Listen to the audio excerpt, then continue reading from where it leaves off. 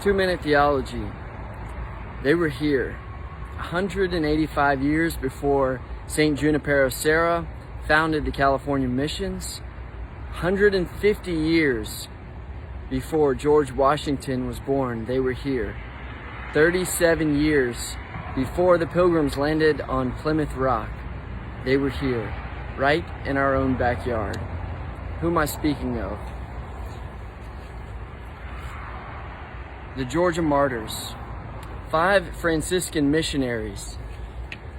These men traveled to the New World to preach the gospel, to evangelize the natives here in our own backyard, and they set up a mission on St. Catherine's Island, which just is about 20 miles from St. James Parish.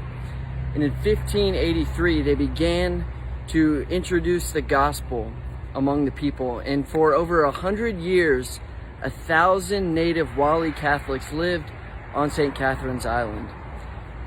I want to tell you a little bit about their story, and I'm going to do that over the next several 2-minute theologies to learn about these men, their mission here, and what happened to them.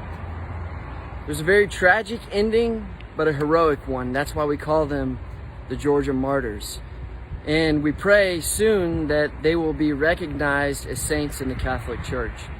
And so I'm going to use the 2-minute theologies to explain their history, what they did here, what their life was like. We're going to talk about the oldest known location of a church in the entire United States. And we're going to talk a little bit about the process of canonization and how does one go from being a martyr of the faith and then being recognized as a canonized saint. And then lastly, just talk a little bit about what the martyrs are still saying to us now. These men were missionaries in our own backyard long before most things we know about our country were written in history books. These men were here preaching the gospel, and I'm excited for y'all to get to know a little bit more about them and their story. God bless y'all.